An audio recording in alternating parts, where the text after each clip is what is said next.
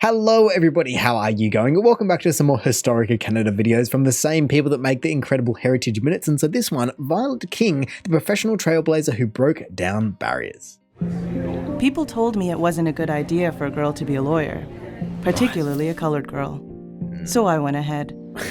Though many things remain to be done in the legal field to give women both the equality and protection to which they are entitled, I think there is a wonderful field of opportunity for girls in the legal profession. It's too bad that a colored girl has to outshine others to secure a position, particularly in a field some feel a woman shouldn't be operating in. There are legal problems all over Canada, and women must concern themselves with them. Conditions taken for granted today were obtained by those who struggled in years past. The most important thing to do is choose a goal and aim for it, even if sometimes the goal seems too high or impossible. It's having something definite to work towards that counts. Interesting. In 1954, Violet King became the first Black woman to practice law in Canada. Crazy. She was the first Black person to graduate from law school in Alberta, and the only woman in her graduating class.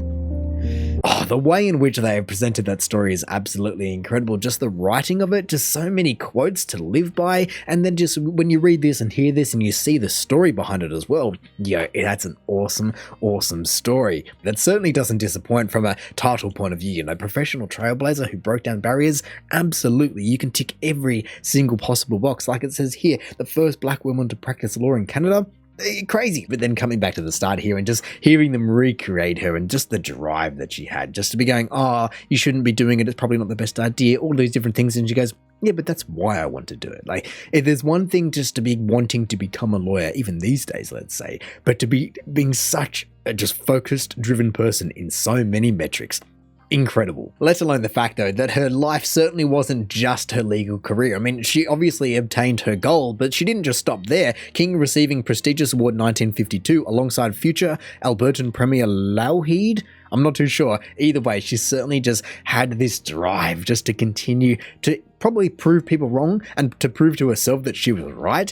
But it's just so impressive when people just have that mindset, but are also able to put it into action against all the odds. It's very, very, very impressive. Abraham Ulrikab and human zoos. A human zoo, formerly known as an ethnographic show, was a type of exhibit popular in Europe and North America from the late 19th to early 20th centuries. Wow. Indigenous peoples from around the world were displayed, usually for white audiences, at zoos, circuses, and world's fairs. Abraham Ulrikab was an Inuk man born in Hebron, Labrador in 1845. Educated by Moravian missionaries, he was literate in Inuktitut. Of course. A devout Christian, he played violin in the church. He was a fisherman and hunter with a wife and 2 children. By 1880, life in Labrador was difficult. Abraham owed debts to the Moravian missionaries' store. In his diary, he wrote, "Because I was in deep misery, I often prayed to God to help me to free myself from this and to hear my sighs, because I even wasn't able anymore to take care of my relatives." That year, Norwegian Johan Adrian Jacobsen, an agent for a German zoo owner, arrived in Hebron to recruit a dozen or so Inuit to participate in an exhibition, in exchange for good pay. Is it though? Abraham first joined Jacobsen as an interpreter to help him recruit other Inuit. Eventually, he agreed to go to Europe along with his family. He saw this as an answer to his prayers. I don't know. That just, the whole thing just, it's so weird. Like, I guess I'm not naive to the fact that something like this could have happened, but to actually hear it be talked about like this, I mean, especially when you think of the conditions that a lot of animals that are kept in zoos these days, and this is the 1850s, like there's a big gap in there, let alone when you're actually putting humans on display. It's so weird. I mean, of course it was different times, but it still doesn't make it from a modern perspective not strange. And then even just to be recruiting people from overseas, like what did he say, a German zoo, an agent for a German zoo owner.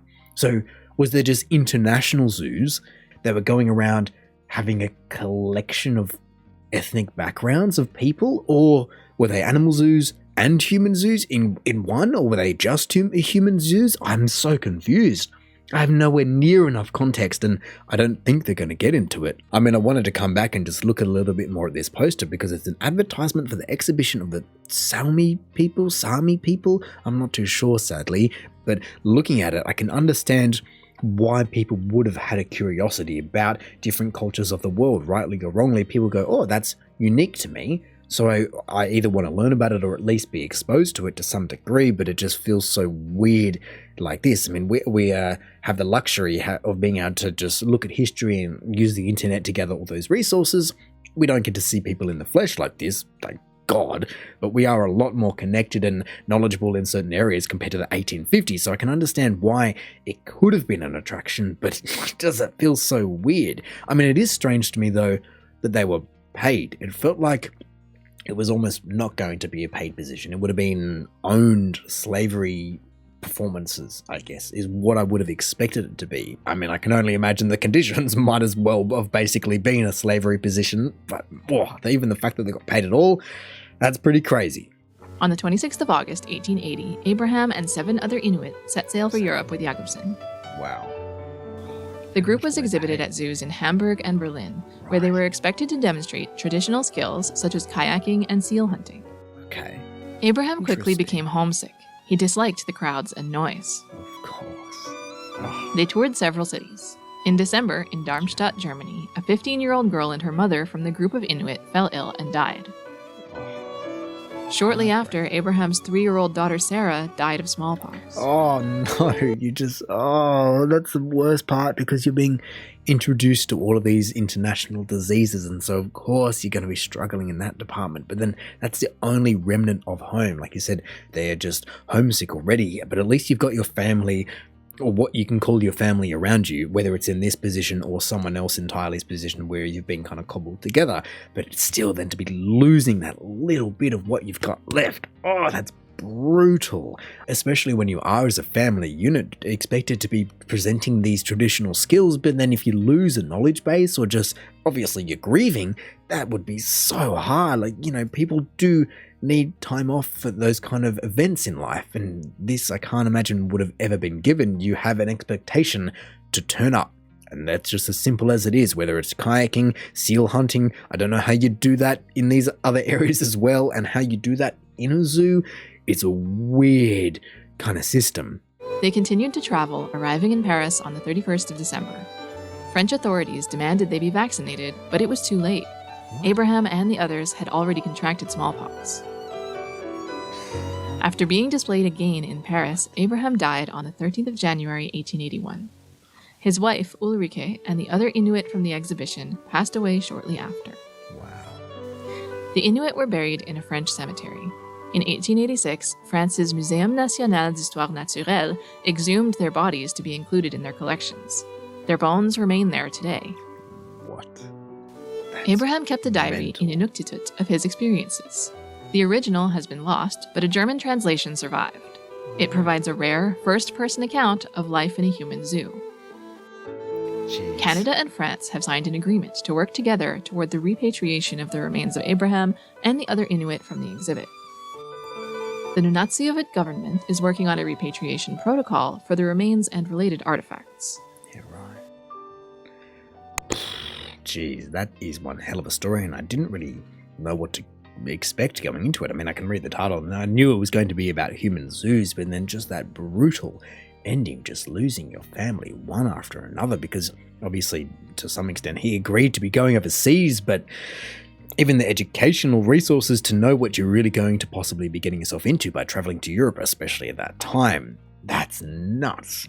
Oh man, I mean, of course there is a world of diseases that they weren't exposed to, and so you kind of eventually, everyone gets gotten in that regard, but just to lose your daughter, lose your auntie, lose everyone, until what, you're just the last one waiting for it, because you can only kind of expect the trajectory, especially when you've all conducted, not chickenpox, it was smallpox. Even just looking at the timeline, we can see that, I guess they would have got this data from the translation of the journal, but from the 31st of December and then on the 13th of January, 2 weeks. That's all it took. I guess maybe he would have contracted it already, but still, it would have been a very, very quick turnaround, or a very short time frame from one to another. I mean, you can even see where Abraham was exhibited in this I mean, it's a bit hard with the black and white, but it looks like almost a park. It looks like an open field, but that's a lot of paths. And so I'd love to know, like I said, are there other humans at this zoo?